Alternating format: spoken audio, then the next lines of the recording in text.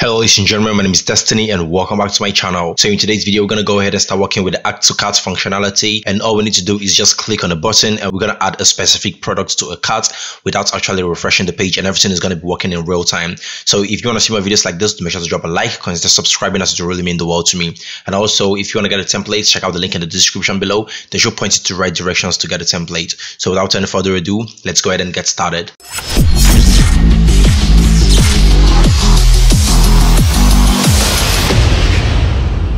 Now, as usual, the first thing that I'm going to do is go ahead and open up my code editor. And this is what I have over here. I'm just going to open up my comment prompt over here. I'm going to cd into this over here. And when I'm in there, make sure that I cd into that. I'm going to open up my code editor. So I'm just going to say code dot, and then you open it up in my default code editor. In my case, it's Visual Studio Code. Okay, so now as you can see, that's opened up over here. So the first thing that we're going to be doing, as usual, we usually follow the e-commerce backend thing. Now that's what we're going to be doing in this one also. So from over here, as you can see, there's add to cart part 1. So in the product detail page, we need to add an HTML input field with product ID and title, and you need to also add an ID to the cart button, and also add classes to the input fields and ID to the quantity input field. I know that's a lot to take in, but let's go ahead and start doing that now. Okay, so the first thing that we got to do is open up our products detail. So that's what we're going to be searching for. So I'm going to search for products detail, the HTML, and we need to look for the add to cart button, the Z over here. Now we need to get a couple of things just down here. I'm going to put an input field. We need to get the product ID, we need to get the product title, and every other thing that we're going to be needing to actually make this functionality work. So over here, if you take a close look at this is the add to cart button. Right now we need to get the product title, product ID, and also give this input field an ID of quantity. Okay, so let's start doing that. Now for this one, I'm going to give it a value, and I simply want to say p.id, because that's what we're using. Hopefully you remember. So p.id. And now if I get back here, make sure that my server is running. I'm going to run python manage.py run server, and this should be running on port 8000. So I'm going to come over here and open this up, and all I need to do is just go into one of the products. So I'm going to open up one of this product, which isn't opening up already. So let's see. I'm going to come over here. So none of these products are opening up. I'm just going to go ahead and look for the title or the price, anything that I'm going to be using, and I'm simply gonna just go ahead and put the link to open up products. Okay, so I'm looking for the title. Okay, actually this is product detail, and that's not what I'm looking for. I'm actually looking for the index HTML. But before index HTML, I could work with product list though, because what I want to do is simply grab this link thing over here, this one. I'm just going to copy this, and I'm going to come over to the index. So I need to search for the index templates. This is it over here, and this is where we are looping through all the products. Now what I simply need to do is go ahead and look for the title. So firstly, we could do the same thing on the image. So I could go ahead and change up this image thing, and I'll put that one over there, p.id. And another thing that I'm gonna look for is the title. This is it over here. I'm gonna just put this one over here too. And as me and you know that there is this icon, this icon over here, I'm also gonna look for that, and I'm simply gonna fill that in with this. So this is it over here, quick view. I'm just gonna get rid of all this because I don't need all this. I don't need all this. All I just need is a href in here. Okay, so I'm gonna just put a href in here. I'm gonna paste that down there. Okay, so I think that's pretty much what you want to do. I'm gonna just refresh this one more time, and as you can see, it's working perfectly well. So right now, if I click on this I or whatever thing that's related to it, it's gonna go ahead and open this up, open up the products on the product detail page. Okay, so what do you notice from over here now? We can get the product ID, right? That's pretty cool. Now another thing that we'd want to get, now make sure you are in the product detail, okay, and look for the where did we get the p.id? This is it. Now another thing that you'd want to get is the product title, because if you take a close look at the e-commerce backend thing that we're using, it's got the product title also, and that's it. So now we also need to give it a class of product ID and a class of product title. Okay, so just over here, I'm going to give it a class. This one is going to be product-id, and this one is going to be class product dash title. So we're going to be using the product ID and the product title to grab onto this input fields from the JavaScript. Okay, so that's what we're going to be doing. Now another thing that we'd want to do is go ahead and add inputs for the add more, like the the add more button for the product.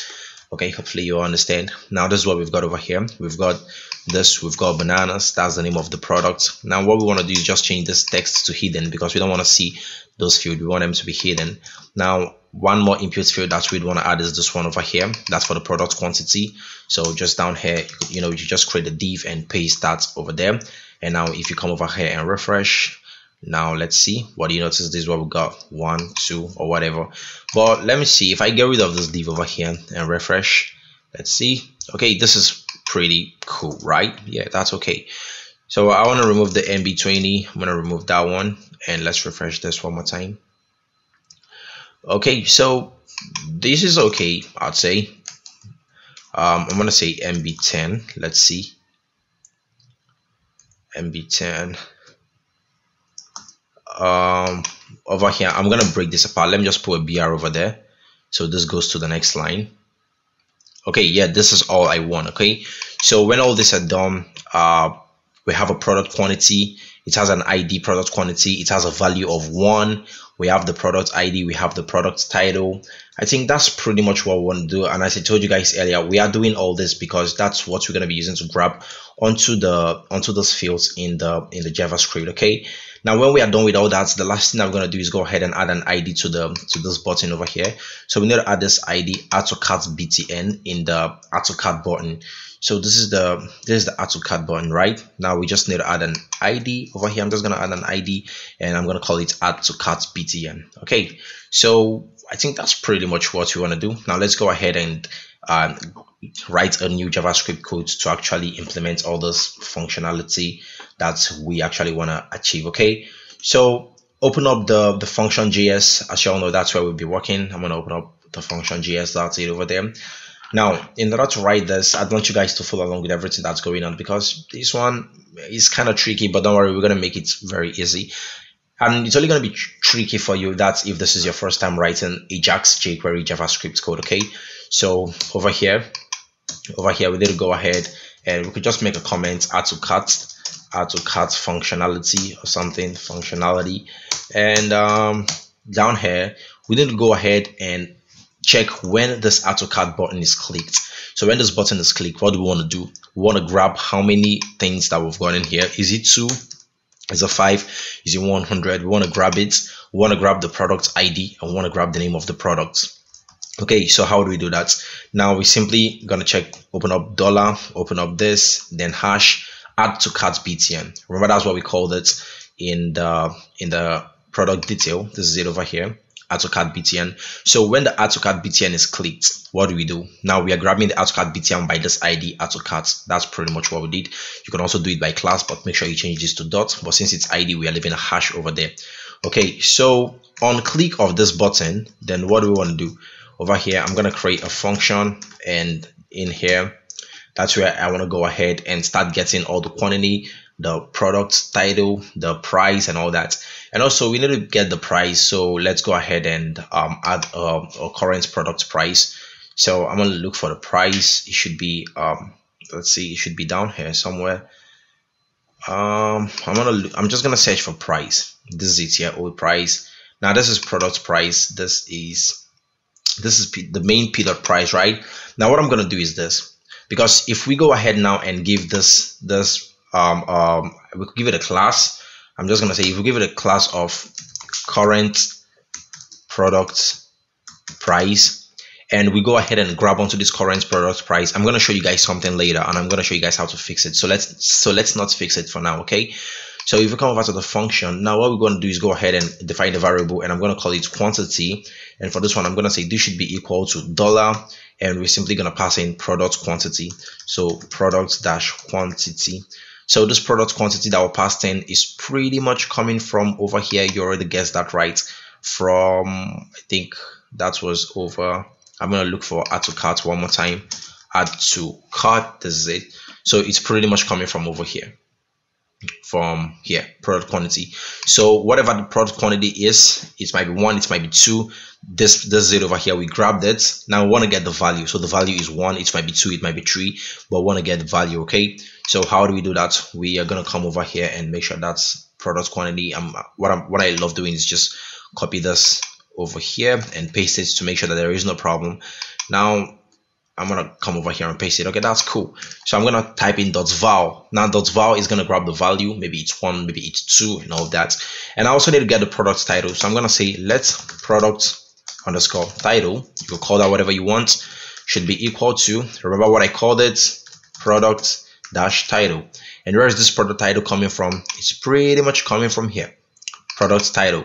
Okay, that was actually a class, product title and product ID. Okay, but that's a class, so that means we're supposed to change this hash to a dot over there. So another thing that we're going to be doing is remove the product title and make it an ID. Okay, so over here I'm going to make this an ID, and I don't even know why I pasted that over there, so I'm going to get rid of it. Now instead of product title, this one is going to be product what? ID. And as usual, we're going to be getting all the vowels. Okay, so get the vowel and get a vowel. Okay, so the last thing that we're going to be doing is getting the product price. So I'm gonna just say let's product underscore price be equal to, and you remember what we called it? Hopefully you guys are gonna guess that one right. Current product price. So we said I think it should be an ID. Let's confirm that. So I'm gonna just search for price. There's it over here, current product price, and I'm gonna just copy this, come over here, and I'm gonna just paste it down there. Now I'm gonna go ahead and get the text. So you might be like, hey Destiny, why don't you use value any longer? That's because this over here is gonna be whatever text that's inside the span. Okay, it's not a value. Hopefully you understand. It's not a value like this that's gonna be in an input field. It's actually a text. So we just grab the text. Okay, so yeah, that should be it. Now let's go ahead and console log all this to see what we are getting. So I'm simply gonna console log quantity, price, ID, and title. So I'm gonna say quantity. Then over here I'm just passing quantity, just like that, and I need to duplicate this a couple of times more, and I'm gonna say title. Just add an ID or whatever you want over there. But this one's gonna be product title, this one is gonna be product price, and finally this one is gonna be product ID. Okay, but I want to take down to the top. Okay, quantity, ID. Okay, let's just put it down here. Okay, this one is gonna be price, this one is title, this one is gonna be ID. And one more thing that I want to get is the button that we are clicking. Okay, so I'm gonna say let's this underscore val should be equal to, then I'm gonna open up this, then we should go ahead. I think that, yeah, that should be, so it's gonna get the this like that. Now let's console log that. I'm just gonna say this should be equal to this underscore val, and I'm gonna say current element, then I'm gonna pass this val. So guys, let's go ahead and click on the add to cart button and see what we are getting, because right now we've written a whole lot of things that are going to help us do some little thing, which is just console log whatever is it that we get when we click on the add to cart. So now we click on the add to cart. Now what do you notice? We got the quantity, it's 1, right? There's it over here. If we increase this quantity over here to 3 and we add to cart, now what do you notice? Quantity is 3, title is bananas, price is, now why don't we get a price? That's weird. So we need to get back here and we need to look at the product price. There's it over here. I'm going to get rid of this current product price. We need to make sure that that's what we passed in there. We need to make sure that's I think that should be a class, right? Let's confirm that one more time. Okay, yeah, it was a class. So over here that needs to be a dot, so this is going to be a dot. Now one more thing was missing. That should be, okay, yeah, current element, you actually got it. That's it, it's showing up down there. So I'm gonna just refresh this one more time and we need to go ahead and add to cart again. I want to get rid of this, and just over here, you know, we could go ahead and increase the value. I'm gonna say 5 and I want to add to cart. Now what do you notice? Quantity is 5, you got the title bananas, you got the price. Now this is what I want to show you guys about the price. It got the ID number 2, it's got the current element that we're clicking on, which is a button that has an ID of add to cart BTN. Okay, now yeah, that's it. Everything looks great from now except from the price. So we just want to get 5.00 or 5.99 or 5 point whatever. We don't want to get this $sign, and we don't also want to get the max number of price, like the highest number of price there, because the product with the highest number of price is $500. We don't want to get this. Okay, so what we just want to grab is just this 5.00. Now, how do you go ahead and do that? So what I'm going to do is current product price. I just want to make sure that this isn't repeating in a couple of places in my product detail. So what I'm going to do is I'm just going to search for this. Okay, it's just in one place. Now what we're going to do is go ahead and get rid of this $sign over here. I'm just going to get rid of that, and I'm going to create a span at the back of this, and I'm going to put the $sign just there. So I'm going to put $sign over there.